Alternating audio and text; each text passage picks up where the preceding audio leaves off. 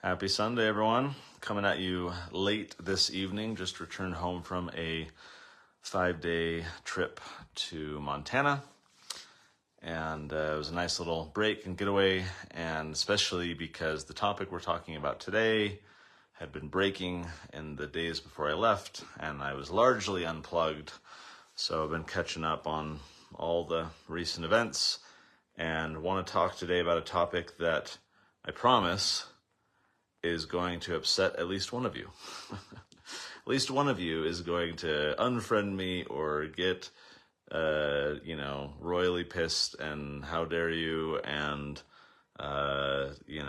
totally disagree and all of that. Because inevitably, when one comments on a conflict around which there's a lot of inflamed tensions and emotions, inevitably, those who do not side with the prevailing narrative are attacked and sidelined and besmirched by many who have drunk deeply from the hysteria. So if any of you out there qualify, if that relates at all to your own situation, then you might not even want to listen to this because it will trigger you and be a microaggression against your desire for retaliation and all of that good stuff. So let's dive in. What should Israel do? Israel was attacked. A bunch of Hamas folks, soldiers, terrorists, whatever term you want to use, paraglided their way in to the world's most surveilled and controlled country, and killed a bunch of people and took a bunch of hostages. Horrible, horrible, horrible. I mean, let's clear at the outset what should be readily apparent to anyone, but in an abundance of caution, lest anyone try and misinterpret anything I'm about to say later in this musing. Obviously, what happened is horribly evil. It is reprehensible. It should be condemned. Do not support it in any way. I don't agree with anything that's been done. Horrible, horrible, horrible, and what happened should absolutely be condemned. So, with that qualifier as our baseline, I'm now going to build upon that foundation to share some thoughts on what I think, from my American armchair quarterback, Latter-day Saint quarterback, what Israel should do. Now, let's be clear about one thing. This is something that I have not liked for 2 decades. Decade and a half. Israel is not Israel. In other words, the state, the modern nation state Israel, is not God's chosen people Israel. Right? Like, it's just like calling ourselves Latter-day Saints. Just because we have that name does not mean we are it. The biblical community, the people, God's chosen people of Israel, is not the modern nation state that happens to call itself Israel. States are inherently immoral. They're evil. They monopolize violence. They kill innocent people. They justify theft and murder and everything else under different names. But, states, nation states, as I talk about in Christ versus Caesar, are Caesarian. They are antithetical to Christ and peace and voluntary interactions across humanity and so forth. Rabbit hole to go down another time, or go read Christ versus Caesar.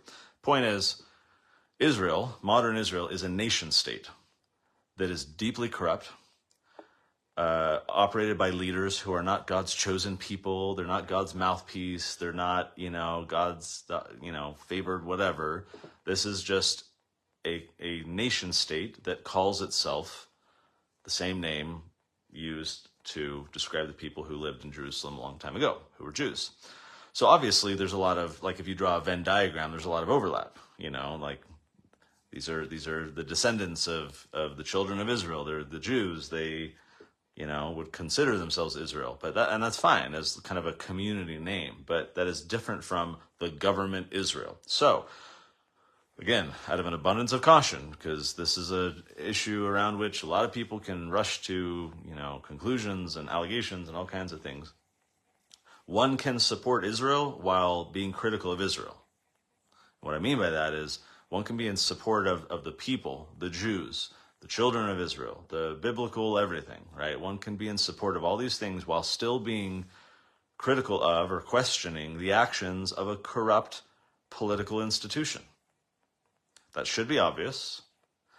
And yet it seems that so many people get like this, I was going to use a vulgar term that came to mind, so now I can't think of another way to say it. But people get, I don't know, they get very excited about showing their support for Israel from like this Christian, Judeo-Christian, whatever, God's people, etc., and therefore support the country. It's like, think of 9/11, right? The whole world stood in solidarity with America and condemned these attacks. And everyone supported America. People all over the world were waving American flags, standing in solidarity with America. That's great, right? Because there was a victimization. There was an attack. It was reprehensible. Many people died. And so here you had the global community coming in support of America to show their deepest sympathies. No problem with that at all. However, that support for America does not inherently translate into support for the policies that the government decides to implement in response to the attacks. So it's one thing to show support for and sympathy with and all the emotions and all the feels about something that happened and want to support the people and want to show that you sympathize with them and you condemn what happened to them and all of that. You can do all of that just fine. That does not mean that you are required to support what comes next, what the government does in response. So just as that was the case with 9/11, that supporting America does not mean supporting carpet bombing the Middle East and dethroning dictators and creating new waves of terrorism and droning thousands of innocent people to death and on and on and on and on and on, right? Just as supporting America after 9/11 doesn't mean that you supported the U.S. government doing all those things. Similarly, today, one can stand in solidarity with and be supportive of and have sympathy for all the folks in Israel without supporting the actions taken by the Israeli government. So, another little baseline. Because the biggest problem here is that this is blowback. This is a downward cycle. People are demanding blood. They are demanding revenge. They are demanding, getting even, their pound of flesh, everything else. You had the Israeli president, Isaac Herzog, claiming that Israel is operating under international law with how they're responding to what is happening, and saying that the entire nation of Palestine is responsible for what Hamas did. He said, this rhetoric that civilians are not aware, not informed, is absolutely not true. They could have risen up.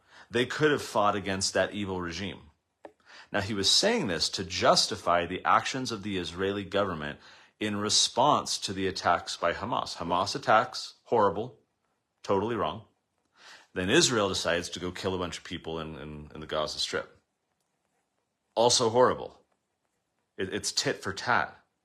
They're killing a ton of innocent people, and yet here's the Israeli president trying to make the case that there are no innocent people.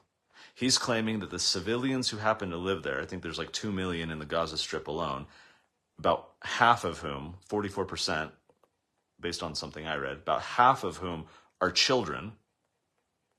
He's claiming that none of them are innocent, that all of them are responsible. Just like many in America claimed that, Afghanistan and Iraq, they're all giving sanction to terrorism. They could have stopped. They could have risen up. They could, these same arguments used by the Israeli president were used decades ago, and they've been used decades before that, to try and justify the intentional killing, what we call murder, of innocent civilians who had nothing to do with the conflict. He's claiming there are no innocent people, that they are guilty. They could have risen up. They could have done something. And so they view he views, and many others like him, view Palestinian civilians as military combatants that are guilty. And so when they're killed, no one sheds a tear for them. I read something, I haven't confirmed this yet, but counting the numbers of Palestinian civilians that have been killed. It's like 9/11, right? Horrible thing that like 2,000 and so people were killed. Horrible, horrible. And yet that was used as the basis to launch 2 decades of war in which not only thousands of American soldiers were killed and maimed and PTSD and all the rest, but hundreds of thousands of innocent people across the Middle East died in the resulting actions, not to mention the millions that have been displaced and economically disadvantaged as a result of that. Taking a friggin', molehill and making a mountain out of it. Justifying these egregious actions based on a legitimately problematic situation, the 9/11 attacks. And so here, apparently, based on this report I was reading, that almost 2,000 Palestinian civilians have been killed so far, another 7,000 wounded by Israeli strikes that have demolished entire buildings, and then more than half of the ones that are killed are women and children. So there's where you get the Israeli president coming and saying, no, there are no innocent. Like, you're trying to tell me that 5-year-olds should have risen up and stopped Hamas? Give me a break. They're killing innocent people in the name of retaliation, vengeance, justice, whatever word you want to use to try and smooth this over. And all they're doing is continuing the cycle of blowback. They're killing people, the relatives, surviving relatives of whom are likely to be emboldened to join Hamas, to fight what they perceive to be oppressors, because they weren't part of Hamas, but now the Israeli government just killed their niece or their brother or their coworker or their grandma, and now they had no other beef before, but now they have a beef. And this cycle just continues over and over again, each side and their perceived injustices against the other side. And everyone's got reasons, and everyone has justifications, and it goes on and on and on. I mean, I was reading a story, Saifuddin Ammous, he wrote the Bitcoin Standard. We follow one another on Twitter, so I was reading, he posted this story of a gentleman in Gaza, a doctor. He was a plastic and burn surgeon at a hospital in Gaza. He was killed, along with 30 of his family members, as their home was totally destroyed. And Saifuddin, Safedin, it was a friend of his father's. This doctor was a friend of his dad's. And he said there were two of only a handful of burn specialists in the West Bank and Gaza. He died with his two brothers and all their 3 families in indiscriminate bombing because of collective guilt. What does that mean? Collective guilt. It's what the Israeli president said. It's that everyone is responsible. You are Palestinian. You live in Gaza. You are just as responsible as anybody else, so we can carpet bomb your neighborhoods and kill a bunch of innocent people because you should have stood up. You should have stopped this. And the worst part of all of this is that people's outlook on all of this gets laser focused, gets myopic, tunnel vision. And what I mean by that is no one is willing to understand the history of how we got here. Nobody cares. History goes out the window. It's all about, here's what happened and what are we going to do next? What are we going to do about it? And people don't pay attention to, how was Hamas created? That Hamas is a creation of the Israeli government, that they benefit from these attacks, that they have sought funding for Hamas and Gaza in the past. There are all kinds of interesting things if you were to get into the history of this relationship that might lead you to say, maybe I should reserve judgment, I was going to say. Instead, no, everyone pushes that to the side. They ignore history, just like the history of what led to the 9/11 attacks and all of the interventions in the Middle East. Have you ever read, by the way, Osama bin Laden's open letter to the American people? Very few people have. I've written about this in 1 or 2 of my books. Very few people have read this letter. It was like a year after or something that he published this letter. And he outlines the justifications. If you read the Declaration of Independence, you see them saying, like, whereas this happened and this happened and this happened, therefore we declare independence. Similarly, in Osama's bin Laden's letter, he basically outlines his justifications. Now, dude and all his buddies are evil and did horrible things and all the rest, right? And yet, we can read from their own perspective why they were motivated to act the way they did. Here's Osama bin Laden. You can find it online. Go Google it. And he's saying, like, you're invading the Middle East, you're occupying these countries, you're occupying the Holy Lands in Saudi Arabia, and blah, blah, blah, blah, blah, blah, blah, right? Those were his justifications to organize Al-Qaeda and, organize the attacks. With the CIA's help, but, whatever. A fun tangent for another day. So that memory goes out the window. No one wants to talk about it. When the 9/11 attacks happened, no one cares about the actions that led us here. All they know is that we were attacked and we need to go fight the enemy. And it's like in the scriptures, in the Bible, it talks about the blind leading the blind, therefore they both fall in the ditch, right? Without looking at history, without understanding the influences and actions that led to these attacks, we're just going to rush into things and play into the hands of the military industrial complex, Lockheed Martin, Raytheon, all these guys who love this type of stuff, and all the evil politicians and elite and crazy globalist people that thrive on this type of conflict to shape the new world order, right? We're playing into the hands of these people who see the world as one big, like, game of Risk, where we're just like these little people being moved around, right? And so we make horrible decisions when we don't understand the history. When you understand the history of Israel and Gaza and the Palestinians, when you understand how things got here, you make better decisions about what happens next. You might realize that continuing this cycle of violence is going to be counterproductive to your long-term goals of peace, if that is in fact your long-term goals. Now, from what I have read, and I qualify it that way for a reason, as I'll explain in just a moment, but from what I have read from multiple sources, it appears that the Israeli government had advanced knowledge of the attacks, that they were in fact warned by Egypt, that they were warned by the US government, that there existed intelligence, military intelligence, to warn the Israeli government of the attacks. How is it? Many soldiers, former soldiers, have taken to social media to say, how is it that this attack could have even happened? The Iron Dome intercepting all these missiles, the most surveilled state. There were people saying, I was stationed at the border during my compulsory military service, and we knew if so much as a bird were nearby the wall that separates Gaza and Israel. And they would say, are you kidding me? Like, guys come on in paragliders with guns and there's no way that the government would not have known. So it's interesting for me that all of this is happening right as I'm publishing my 42nd book, this one, The Tuttle Twins Guide to True Conspiracies, written for teens and young adults and their parents.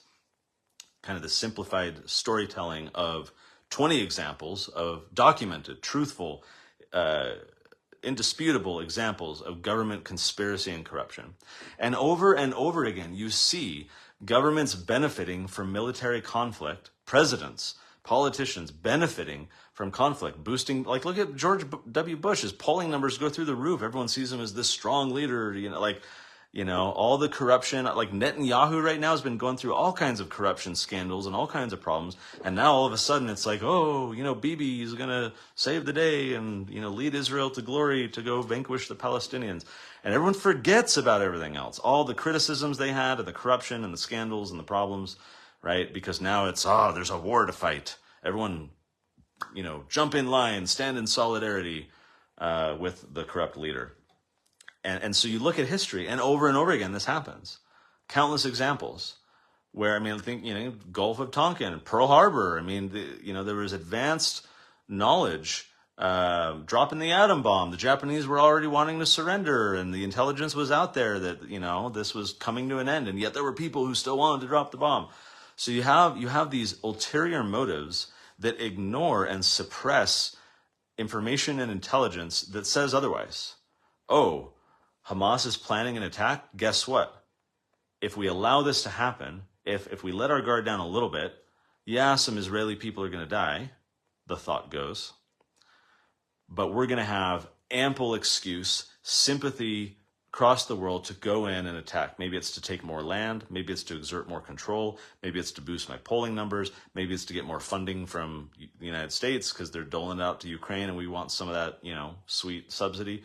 whatever. It could be all of those. It could be some of those. It could be other things. The point is, there are ulterior motives at play.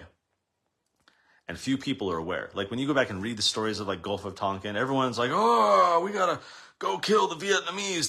They attacked the USS Maddox in the Gulf of Tonkin. We must go defend our integrity and honor. So, and then we launched the Vietnam War, this massive quagmire, tons of people killed, tons of innocent people, right? All needlessly because of faulty intelligence and corrupt individuals in the government who exploited that in order to go to war.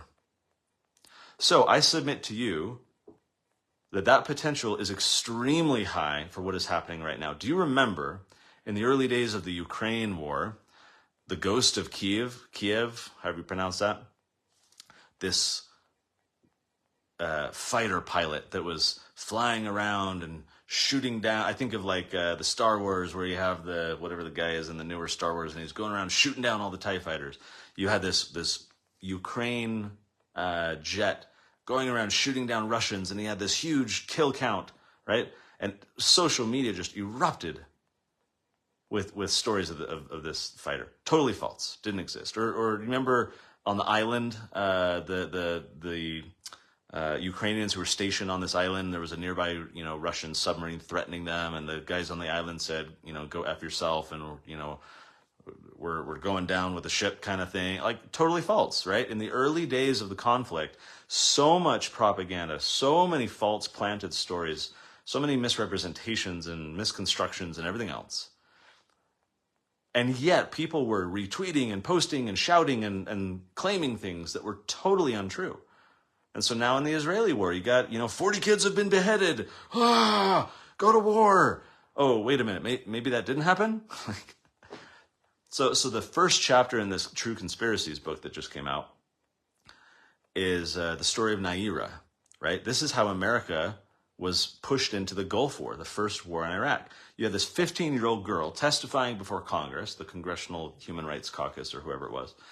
And it's televised, this girl's crying. She's talking about how in Kuwait, she witnessed Iraqi soldiers,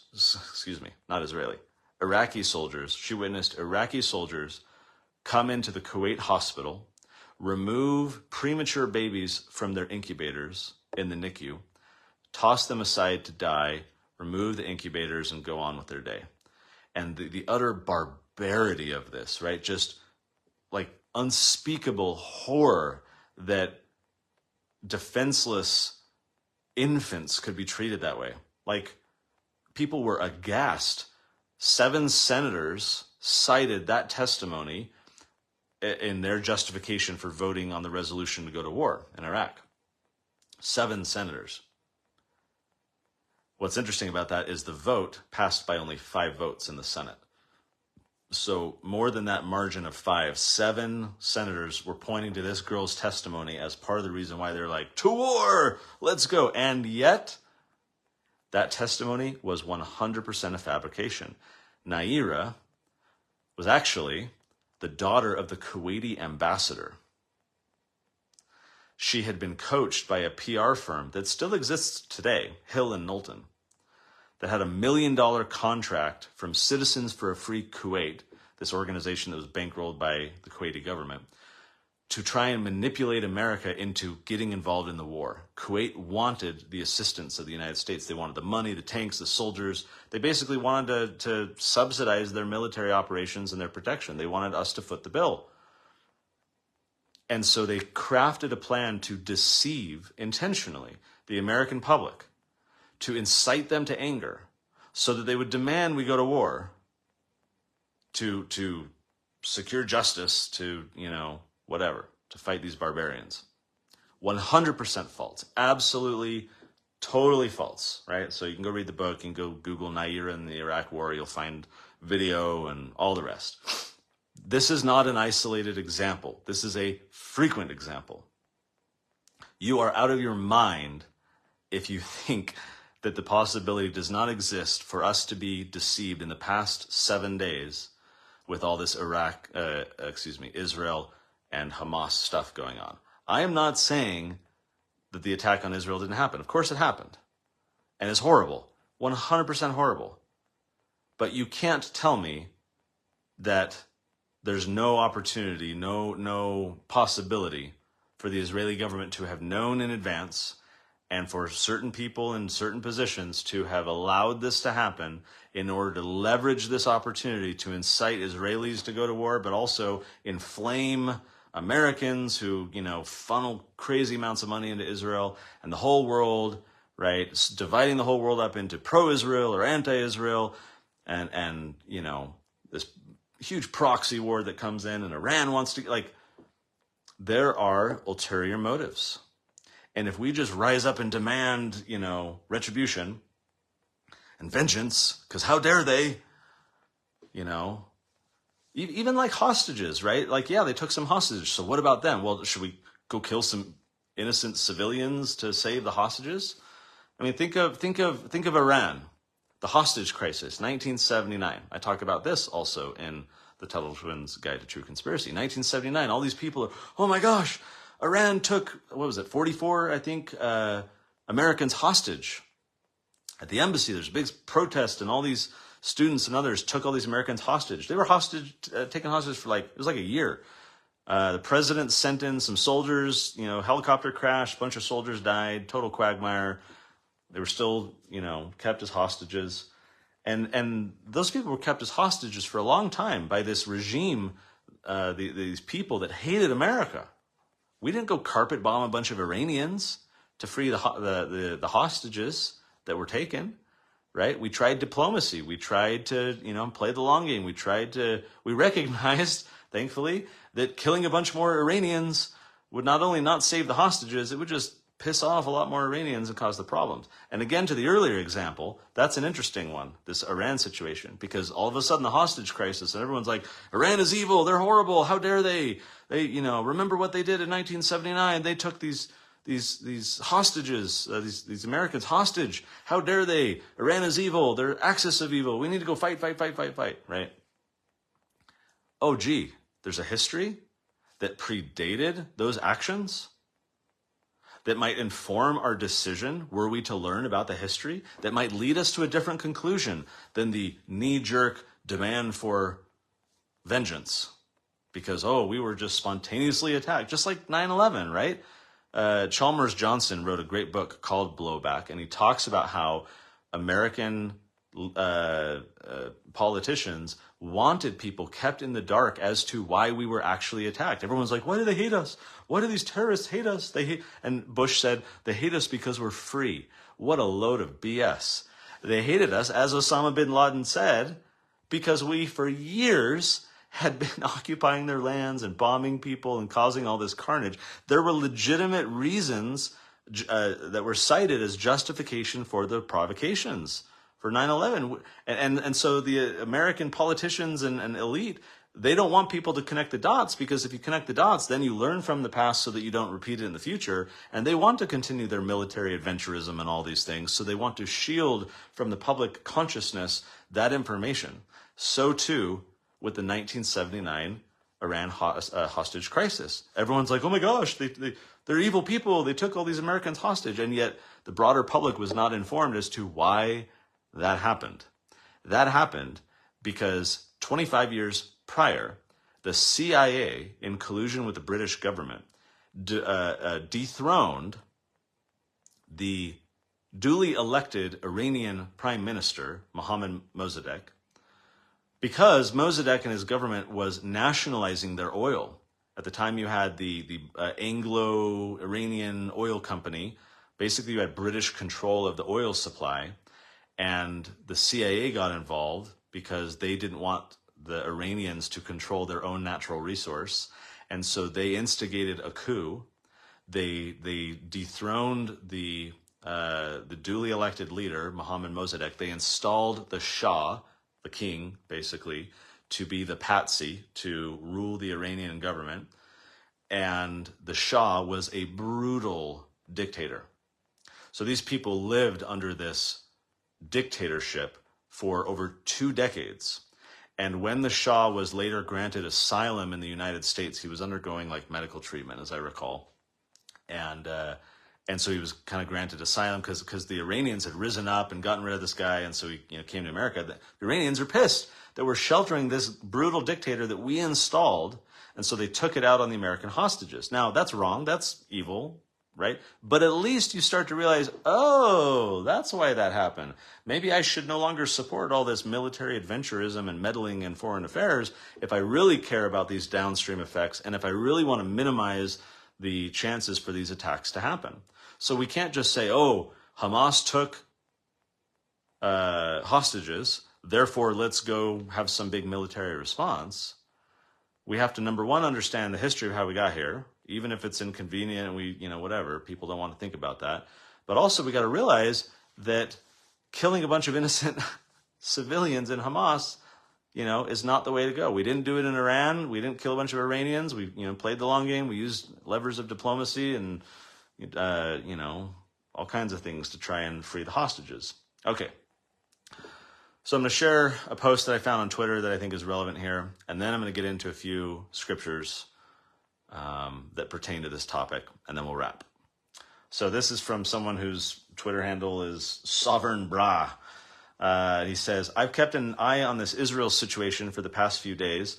Here's what I've learned, and here are my blunt and honest thoughts. Israel chose to ignore intelligence from Egyptian officials about a major attack coming from Hamas. Multiple former IDF soldiers and Israeli intelligence personnel have come forward online and said there's 0% chance that Israel was unaware of the attack beforehand or couldn't have prevented it. We just watched unsophisticated terrorists on hang gliders soar into one of the most heavily defended and surveilled countries on the planet. Within 48 hours of the attack, he posted this earlier this week, we're now suddenly seeing enormous support for an American war with Iran and the genocide of the Palestinian people. I'm witnessing American pastors and formerly level-headed influencers in our world completely lose their minds and call for genocide. It's unsurprising, but insane to watch. If the events of the past 3 years have taught me anything, it's that when people get whipped into an emotional frenzy, critical thinking completely goes out the window. People become highly suggestible and will rush to extremely dangerous conclusions without thinking about the consequences. I think this is what we're all witnessing with this situation in Israel. Let's see, he says, I'm reminded of Pearl Harbor and 9/11. In both scenarios, the American government received intelligence in advance of the attacks but chose not to prevent the attacks. Why? The American government was willing to sacrifice the lives of American citizens in order to advance its geopolitical goals. Pearl Harbor gave the justification to enter World War II. 9/11 gave justification to invade the Middle East and drastically expand the American military-industrial complex and our surveillance apparatus. Now, I might have some nuance there with how much which people knew, but the broader point is true. There was intelligence sharing. There was a lot of breakdown, and yet, those failures doesn't mean that we can't still be critical and realize that there were people within the government who wanted it to happen. We could go down that rabbit hole another time as well. He continues. They were brutal and extremely traumatic events for the American public to witness. The emotional trauma caused people to get whipped into an emotional frenzy. America wanted one thing in response to these attacks: the blood of our enemies. I see, he says, the same psyop playing out now. People are whipped into a frenzied bloodlust. In their frenzied bloodlust, people are overlooking some seriously important facts, notably the fact that none of this adds up, innocent civilians are being threatened with genocide, and escalated violence in the Middle East and a war with Iran both risk the rest of the planet getting dragged into World War III. What happened in Israel this weekend was obviously gut-wrenching and awful to witness, but I do not trust Israel's so-called intelligence failure, nor do I trust the snakes in Washington calling for war with Iran, and I sure as hell no longer trust any of the emotionally frenzied influencers calling for explicit genocide of innocent civilians.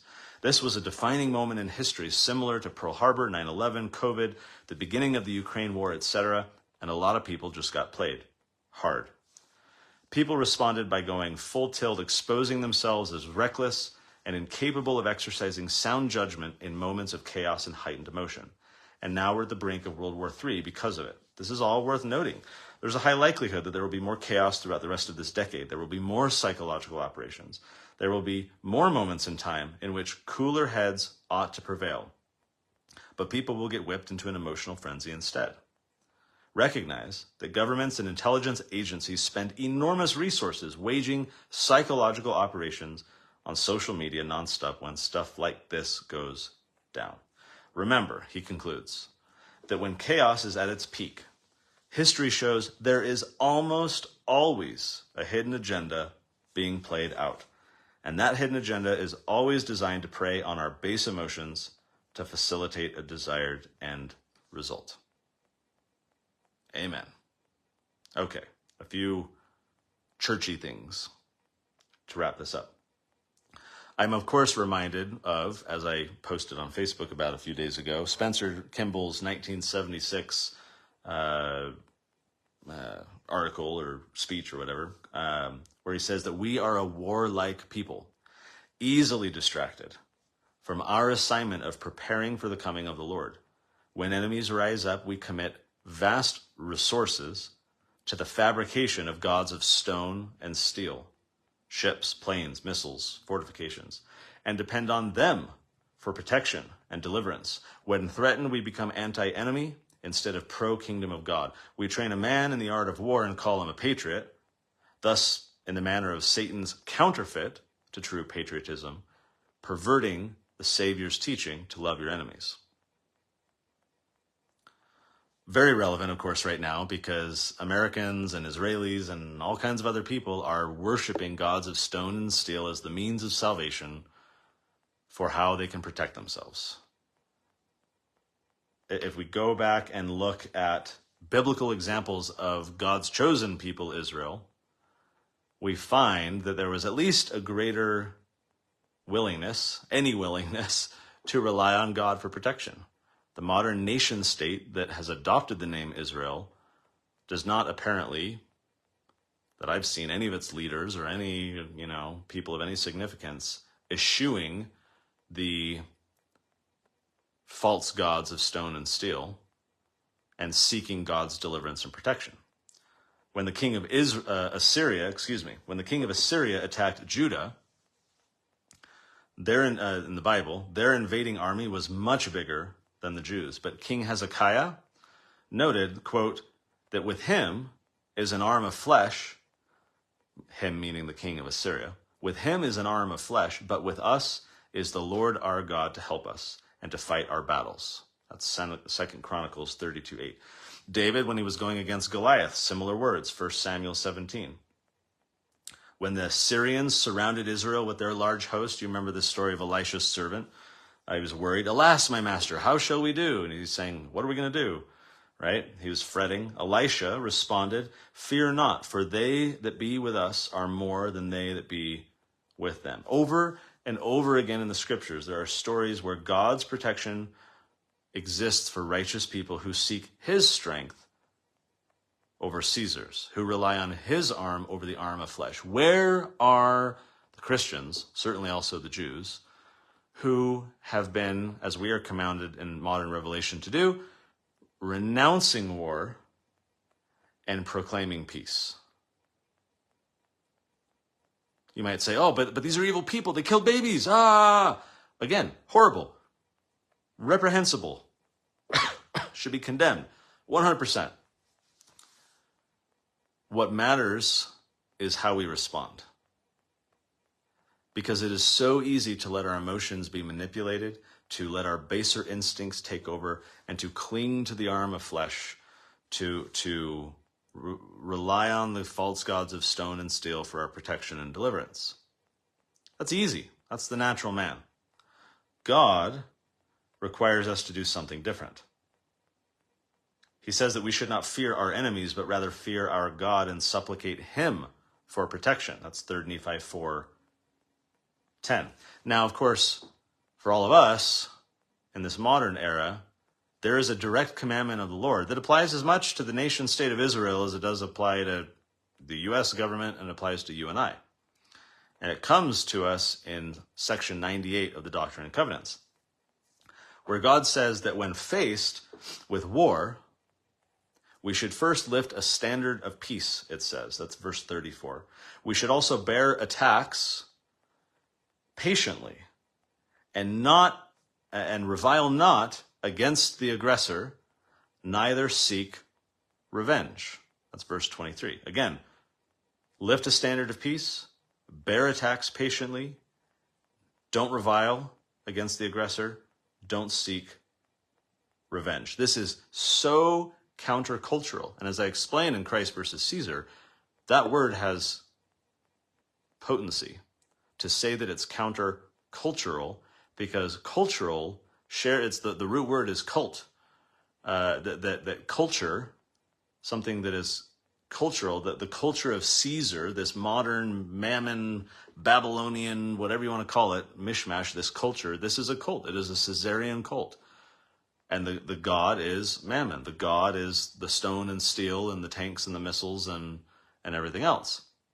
So it's a cult. And Christ is countercultural. Christ's commandment, God has commanded us here to do the exact opposite of what the natural man wants to do. Fight, arm of flesh, retaliate, etc. He's saying, lift a standard of peace, bear attacks patiently, don't revile against the aggressor, don't seek revenge. This is countercultural. He says further in this revelation that only after 3 offenses, or acts of aggression, only after 3 of these offenses committed against us, each of which we're required to meet with forgiveness, only then does God say, quote, thine enemy is in thine hands and thou art justified in going out to battle against that nation. That's in verses 31 and 36. Only after 3 attacks, each of which has been met with forgiveness, does God say that the enemy is in our hands and we are justified in going out to battle against that nation. Okay? Now, that doesn't say we're commanded to, even in this case. Doesn't say you should, just says you're justified. Like, you're not going to hell for it, basically. But it doesn't say this would be a great thing to do after the 3rd attack. Go, kill a bunch of civilians and carpet bomb their buildings and, No, it says that the battle is justified. That it does not mean God condones it or commands it. But even then, even in that case, where we have forgiven after 3 attacks, we've borne it patiently, we have not sought revenge, even then, we are encouraged to forgive, sparing our enemy the justice that everyone would say he deserves for those reprehensible attacks, whatever that attack might be. And we're told in verse 30 that even still, if we forgive after all of that, we'll be rewarded with righteousness. Like the whole anti-Nephi-Lehi story in the Book of Mormon is not an anomaly. I think in our modern cult of false gods of stone and steel that we worship, we dismiss that story far too easily. Right? Oh, it only applied to them. Oh, that was, circumstantial. Oh, it's because they were, these horrible people killing people before, and that story doesn't apply to us today, and blah, blah, blah, right? So it's just pushed down the Mormon memory hole. Now, this standard, to say that we should not attack, we shouldn't have attacked after 9/11, right? Israel shouldn't attack after Hamas killed a bunch of people and kidnapped a bunch of people. To say that we should adhere to this commandment seems untenable, right? That seems crazy. Who would do this? And yet, in verse 38, we are explicitly told, quote, this is an ensample unto all people, saith the Lord your God, for justification before me. So, 1828 Webster's Dictionary, what does ensample mean? Ensample means an example or a pattern or model for imitation. So behavior that you should imitate. God is saying, this is an ensample unto all people. This is behavior that everyone should do. This was not just for the ancients, as he says in there. It was not, he says this is a commandment that I gave unto my ancients, the children of Israel long ago, but it's an ensample unto all people for justification before me. We in our modern church almost entirely ignore this revelation. Right? I mean, look at post 9/11, or you look at look at American Mormons right now, or Christians more broadly. There's bloodlust everywhere. There's, I stand with Israel. I changed my Facebook profile to, photo to be in solidarity, and I, whatever, right? There's ample, anyways. There's no asterisks on this law. I mean, there's no qualifiers. There's no exceptions. God says this is an ensample unto all people, and we pushed it down the memory hole. We are not complying with this law. It applies to Israel. Again, it applies to us. in the Restored Church. It applies to American Republicans. It applies to you and your neighbor. If your neighbor tries to attack you, like, it applies to everything. This is tough stuff. And yet God has specifically said that we should, what? Love our enemies. We should forgive those who have wronged us. We should raise a standard of peace to those who actually do attack us. And in all things, we should renounce war and proclaim peace. I'm going to go through that briefly again, because we talk about peacemaking and everything. Peacemaking is not the byproduct of drones and soldiers and surveillance apparati, right? It instead comes from specific actions that produce peace. Loving our enemies, that's from Matthew 5:44. Loving our enemies. This is a commandment as much for the Jews in Israel to Hamas as it is to you on the school ground bully, or Republicans versus Democrats or whatever, right? This applies to the situation right now. Why do we go to church and just like, yeah, we should love our enemies, and we repeat all this stuff to like let it go in one ear and out the other, and we don't actually apply it to the modern circumstances and the current events and the geopolitical dynamics where it most applies. We are applying it the least to the situations where this stuff most applies. We carve out this big exception and we say, oh yeah, but, and we throw it all aside. And we fail to apply the very doctrines we profess to believe in when the situation most calls for its application. So we have to love our enemies.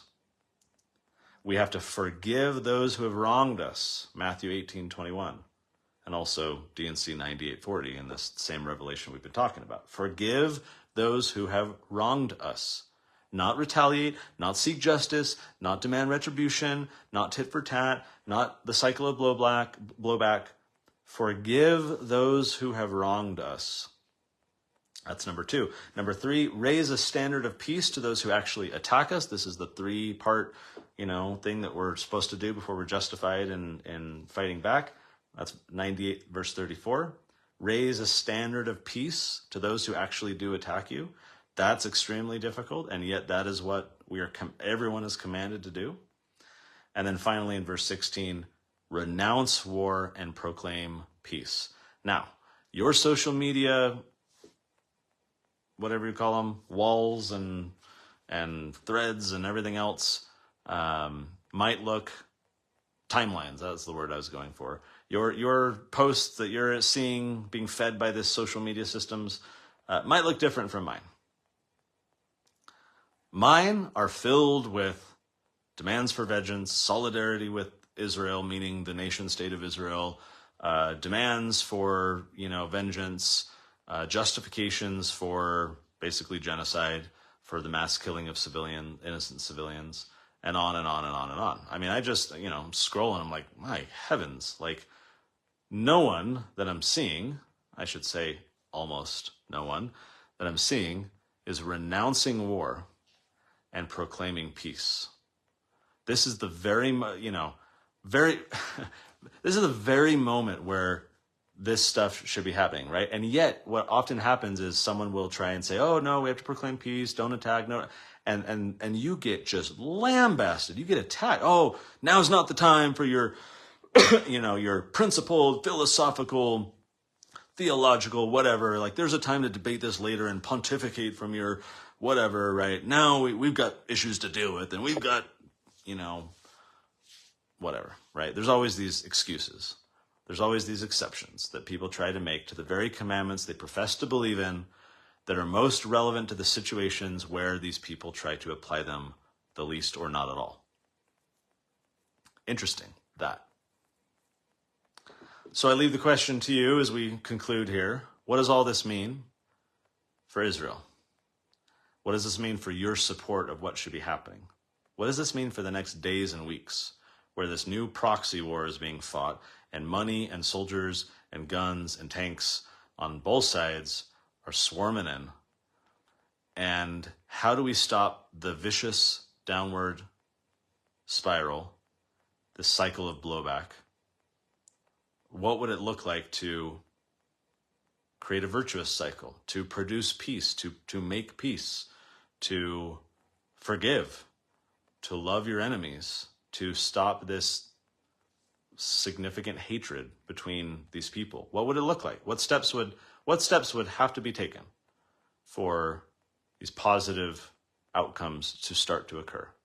Now you might say, oh, but the scriptures have already predicted this, and World War III is going to be triggered, and we're going to fight Magog, which is Russia, and they're going to step in, and all the nations will be against Israel, and 2 apostles will die in the street, and Jesus will come, and things will be fine. So let's just hit the fast forward button and let this all happen, and whatever, right? Like, I get it. And I know a lot of people who share this mentality that just feel a certain sense of inevitability about all this, and therefore feel that Israel should just fight back, and this is what's going to happen from kind of a fatalist standpoint. I don't believe that. Scriptures have multiple potential applications, and tempers can cool, and things can de-escalate, and future calamities and apocalyptic everything can still unfold down the road. It doesn't have to be right now, at least, unless it's time now and it actually is inevitable. But I don't believe that's necessarily true until we find out it's eventually true. We can't by default take that position. We can later be persuaded that, okay, yeah, looks like this is it, here we go. But by default, I think we shouldn't take that position. We should assume that there's still time, and there's still opportunity to de-escalate, and there still is a commandment to make peace, regardless of any potential inevitability of second coming type apocalyptic stuff. We are still commanded to love our enemies, to forgive those who have wronged us, to renounce war and proclaim peace, all the way to the end. Even if we think we're justified and, whatever, and they attacked us and they killed my nephew or they bombed my community or like whatever justifications you might want to have, these commandments still exist, and I submit are never more relevant in your life than those significant trials. This is why the gospel is hard. It's not just, I'm going to Sunday and I'm in my Sunday best and, took the sacrament and I go home and watch football and on with my life, right? Like, the gospel of Jesus Christ, when you're actually applying it to the situations where it's like more deeply relevant, is tough. This is not easy stuff. It's not easy to be accused of anti-Semitism or treason or, being a a-hole or whatever, because you don't like jump on the bandwagon to say, go Israel, go kill them all, like Nikki Haley and all these other people are saying, right? Just as post 9/11, all the people who are saying, let's not go to war in Iraq, let's not, kill a bunch of people in the Middle East, were denounced as treasonous and un-American and unpatriotic and everything else. The war fervor, Satan is buying up armies and navies, and he's loving all this conflict and the military industrial complex that he basically operates, and all these people, all these influences are thriving and ecstatic on the contention and the conflict. And if we don't want to play into their hands, if we don't want to be pieces on a risk board game that the elite are moving around, we have to do the right thing. We have to be countercultural. We have to resist the temptation to rush to judgment, to believe anything that we're seeing on Twitter or wherever, or certainly TV, if you still watch that stuff. We can't believe anything, because history shows us again and again and again and again that, especially in the early days of any conflict, we are being massively lied to, that our emotions are trying to be controlled, that we're trying to be exploited in support of hidden agendas. We should reserve judgment. We should distrust and then later verify. We should assume that the propaganda is at full tilt. We should assume that there are ulterior motives. We can still sympathize with what happened. There's all kinds of horrible things happening in the world. Past, present, there will be in the future. Many make the news, many do not, right? We can have sympathy for what's happening. We can condemn what happened, just as we could condemn all kinds of other horrible situations that happen all over the world. We can do all that. We should do all that. But that doesn't mean we have to support the political agendas the ulterior motives, the Caesarean gods of stone and steel, telling everyone to bow down before them for deliverance and protection. We can be countercultural. We're commanded to renounce war, proclaim peace, love our enemies, forgive those that have wronged us. Now is the time to actually talk about how these things apply to this specific situation. It's hard. It sounds crazy, because most countercultural things to do to those who've been normalized into worshiping false gods of stone and steel their whole lives, growing up in a culture where that's been normalized, growing up in a church, the culture of which has been corrupted in that sense, and many of your fellow churchgoers similarly worship before those gods. We are a ways off from adhering to these commandments. But I invite you to think this week, as you see all the propaganda, all the fervor, all the condemnations, all the demands for, justice and vengeance and go fight Hamas and blow up Gaza and everything else, as you go through all this in the days ahead, I would invite you to just ponder what it looks like to actually abide by what Christ taught, or what the God of the Old Testament taught, right? That the Jews were told to rely on God for their protection. Over and over again, they were worshiping false gods, and they were ascribing to those idols their deliverance and their protection rather than God. Biblical Israel struggled with this all the time. We need to see people today, Jews, Christians, whatever, relying on God for protection, loving their enemies, forgiving those who have wronged them, renouncing war, proclaiming peace. That's the commandment. That's what the Revelations say. And this is an opportunity for us to actually put it into practice. See you next week.